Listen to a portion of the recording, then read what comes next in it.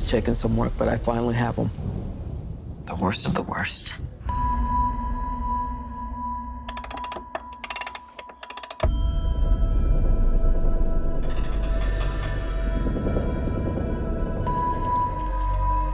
Where? Let's just say I put them in the hole and threw away the hole. There's rumors, Amanda, that some of them have abilities. Oh, yeah. I have seen things. Maybe Superman was some kind of beacon for them to creep back from the shadows. I want to assemble a task force of the most dangerous people on the planet who I think can do some good. They're bad guys. Exactly. And if anything goes wrong, we blame them. We have built-in deniability. What makes you think you can control them? Because getting people to act against their own self-interest is what I do for a living.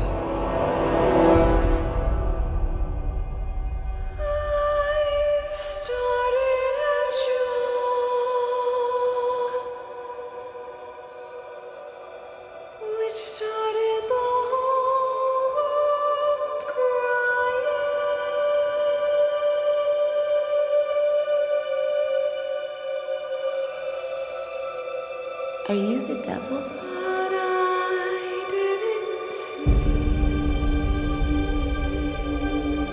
All you need to know is you work for me.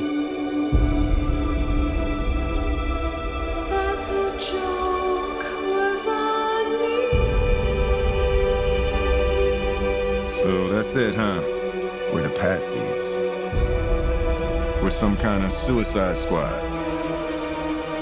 Let's go save the world.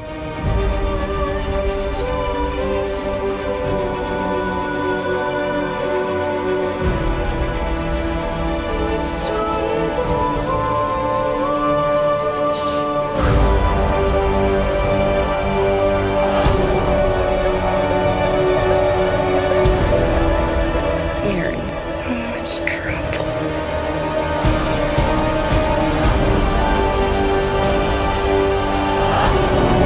Hope you got insurance.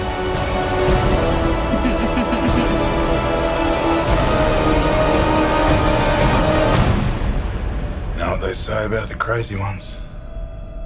Huh? If I'd only see Oh, I'm not gonna kill you. that the joke was on me. I'm just gonna hurt you. Really, really bad. Hey YouTubers, it's Charlie. So Warner Brothers decided to release the Suicide Squad footage officially, so now we can do an actual breakdown. So let's go. Really, like, the thing everyone's talking about in this trailer is Jared Leto's Joker and the origin story for Harley Quinn. That looks like what's going on at the end of the trailer where he's torturing her.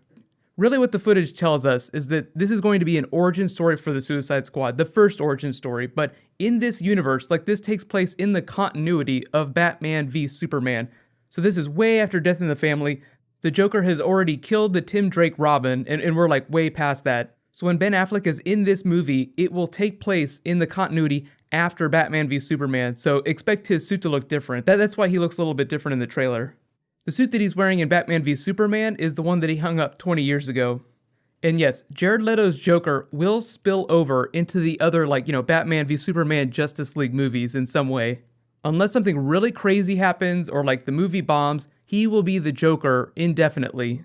But yeah, this movie's gonna make a ton of money no matter what. On top of that, Suicide Squad is going to be a franchise itself, so expect like Suicide Squad 2 a couple years after this movie comes out. Really what I want to talk about is all the supporting characters, like Cara Delevingne as Enchantress. I feel like that's what's gonna make or break the movie. The movie isn't gonna be built like solely on Harley Quinn and the Joker.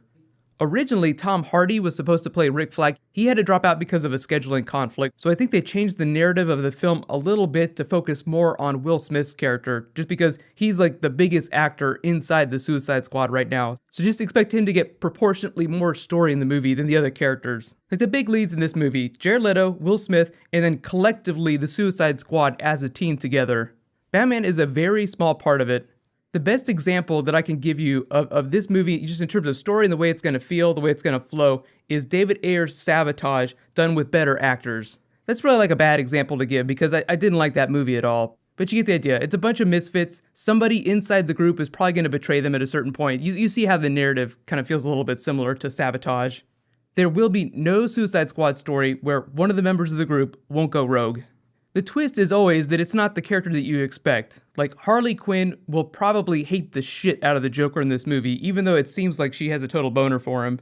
Remember, these are all villains, but they're not the bad people in the movie. The most evil people will be Amanda Waller and the Joker. The whole point of the Suicide Squad is for you to sympathize with them even though they're really bad. Let's look at the slow-mo shot of them all together. So right now, like my favorite supporting characters, just looking at them visually because they don't have a lot of lines that I'm most excited about, are Enchantress, I'm a big Cara Delevingne fan, Killer Croc, King Shark, and Katana. Now you also have to remember that Hugo Strange is in this movie too. Like he'll appear like in all these scenes where Harley Quinn is basically behind bars, like before she puts the makeup on. This looks like it happens after this Joker torture scene. I'm guessing that that's going to be in a flashback. I don't think she's going to become Harley Quinn in present day. Like, she'll have been Harley Quinn for a while. It's like that shot in Batman v Superman where Ben Affleck is looking at the graffitied Batman suit, like the one that the Joker marked up after he killed Robin. But like I said, Suicide Squad, big team, so don't expect everyone's flashback, like origin stories, to be as big as the others. Like Will Smith, probably going to get a big one. Harley Quinn and the Joker, going to get a huge one. Rick Flag, we'll see. Joel Kinnaman is the new Rick Flag. So because it's not Tom Hardy, we'll see. I'm wondering how much they changed the character. But I know a lot of you are asking about Suicide Squad comics and stories to read. I've already done a video about that where I make some recommendations, so I'll put a link in the description. Just to talk about the story a little bit, it's probably going to be fairly simple. Like when you have this many characters, the story needs to remain relatively simple in order for the movie to not fall apart. I'm just expecting that they included a lot of Easter eggs from the comics and that they didn't straight up adapt a comic book story. Zack Snyder said, like, they just made up the story for Batman v Superman in a room by themselves. Like, it had nothing to do with the comic. So I think it's the same deal with Suicide Squad. Really, I think, like, the biggest thing that this movie has to do is sell this guy here, sell Jared Leto's Joker performance, which is probably why he didn't come to Comic-Con. They didn't even intend to release this trailer. Like, they weren't going to do it until it leaked. So they probably weren't really going to start marketing this film till we got closer to Batman v Superman. Like they're probably going to dovetail with that. Just like if like 1 billion people go to see that movie, they want them to see a trailer for Suicide Squad 2. I don't want to give like a big thumbs up or thumbs down to Jared Leto's Joker yet, just because he's barely in this. But let me know what you guys think. Just based on this footage and, even if you haven't read Suicide Squad comics before, like what do you think about this? I think it's going to be really weird, especially for people that have seen all the Christopher Nolan and like all the Michael Keaton, all the previous Batman films. But I do think it'll be fun. Okay, so whole bunch of trailer stuff coming in the next couple of days. I'm trying to get through everything. I was going to do a Deadpool video next, so I'll probably just do that next, and then I'll do Arrow Season 4. So there's a bunch of stuff to talk about.